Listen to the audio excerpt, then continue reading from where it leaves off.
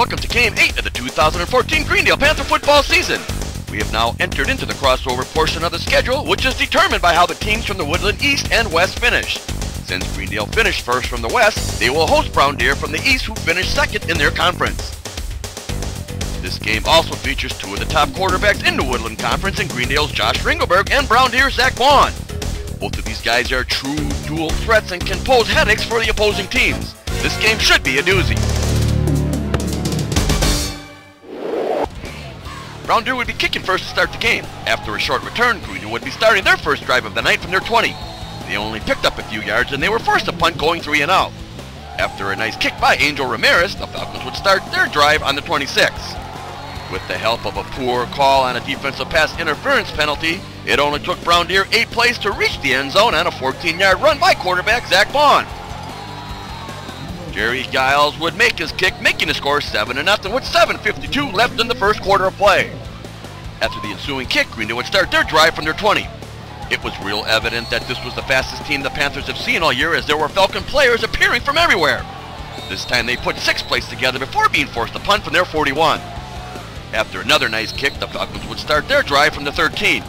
It seemed that the Panthers defense was now getting up to speed, as they eventually forced Brown Deer to punt after 6 plays. After the kick, Greendale would start this drive from their 20. This time they seemed to want to chip away at the Falcons' defense with short, quick passes on the edges.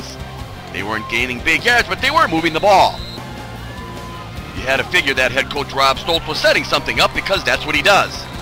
That card was played on the 11th play in the drive as Josh Ringelberg double pumped toward his cousin David Johnson, who ran a stop-and-go route to get behind the defender, who bit on the move and then scored from 27 yards out. Kicker Josh Michaels made the kick, tying the game up at 7 with 11 seconds left in the first quarter. On the ensuing kick, Michaels would kick a short pop-up to one of the middle return players who probably wasn't used to handling the ball. Greendale's Jack Ringelberg, who is proving to be a real thief this year, stripped the ball loose, of which Greendale would recover on their 34. 7 plays later, Ringelberg kept it and followed his brother Jack up the middle and scored from 10 yards out. Michaels made the kick, making the score 14-7 with 10:02 now left in the second quarter. Panthers tried the same thing again, which almost worked, but Brown Deer managed to recover their own fumble on their 28. The men in black now looked to be up to full speed, as they were making plays all over the place. They forced the Falcons to punt from their 25, going 3 and out. After the kick, Ringelberg would lead his boys out on the field and set up on their 32.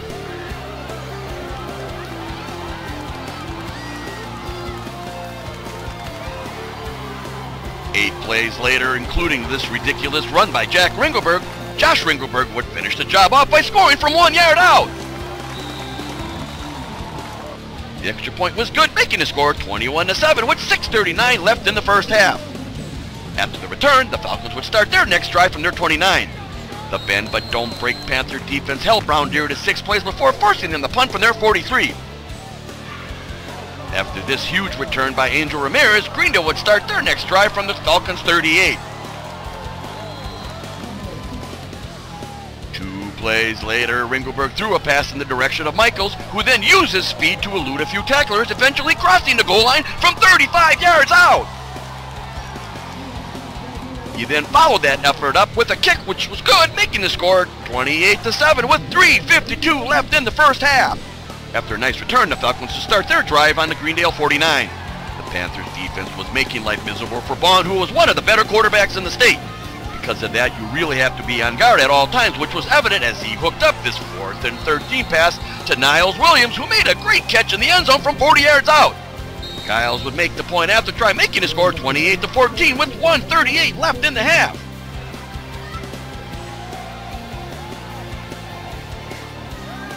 They would get the ball on their 18 after the ensuing kick and run 5 plays before the first half came to an end. The Panthers had to kick to Brown Deer to open up the second half. After the return, the Falcons would start from their 31.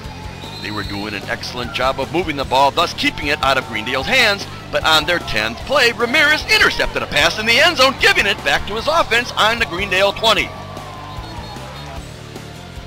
This time the Panthers elected to resume their game plan by slowly chipping away at the Falcon defense.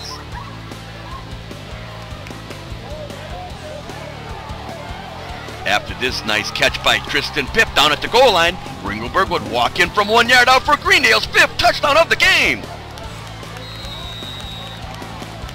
Michaels added his point after making a score 35-14 with 4:30 left in the third quarter. Falcons would start their next drive from their 29. 2 plays later, Pip would do his best J.J. Watt imitation and snatch the ball out of midair with one hand and then returned it 25 yards the other way for another Panthers score. Michaels made the kick as Greendale quietly was blowing this game wide open with the score of 42-14 and 3:57 left in the third quarter. The stunned Falcons would try again after the kick and start from their 33. 6 plays later, Pip, who stands 6'3" at his linebacking position, leaped high into the air to steal another pass and returned it to midfield. There was a late hit out of bounds penalty, so Greendale now had the ball on the Brown Deer 35. 2 plays later, Brown Deer would intercept a tip pass in the end zone, fending off the Panther scoring attempt. With the ball resting on the 20, Brown Deer would see if they could get something going. They managed to put 6 plays together before having to line up for another punt from their 49. After a nice kick, Greendale would start from deep in the hole on their 7. They managed to put 5 plays together before having to line up for their 3rd punt of the game. After the kick, Brown Deer would begin this possession from their 26. 5 plays later, they ended up having a punt from their 43. After the return, Greendale would begin from their 24. 2 plays later, Greendale speed demon Angel Ramirez would take a pitch around the right end and take off up the left sideline, leaving everyone in his dust for a 70-yard touchdown run. Michael split the uprights, and for the 5th game in a row, Greendale initiated a running clock with the score of 49-14 with 8:15 now left in the game.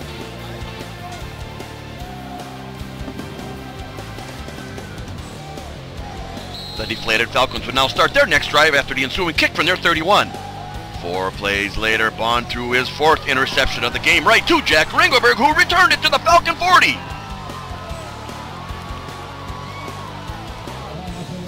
The Panthers now sent out their number 2 offense. They ran 4 plays before turning the ball over on downs at the Brown Deer 42. The Falcons would run 4 plays before the game finally came to an end. The final score would be Greendale 49, Brown Deer 14.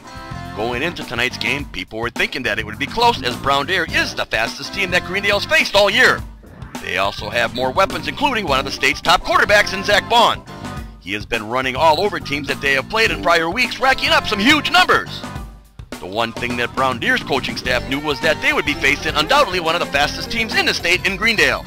That speed, along with their execution, proved to be too much for the Falcons. Turnovers also did them in, as they were intercepted 4 times and fumbled once, which is something you just can't do against a team like Greendale. The stage is now set for the Woodland Conference Championship. South Milwaukee beat Pewaukee 56-35 to remain undefeated, so next week's game will be a battle of the unbeatens for the Wooden Football Trophy. These 2 teams met last year for the same game, of which Greendale won 41-7. That was last year, this is this year, and anything can happen, so this will truly be one of the top games in the area. This game will be on Thursday in South Milwaukee and will start at 7 o'clock. Hope to see you all there. So long.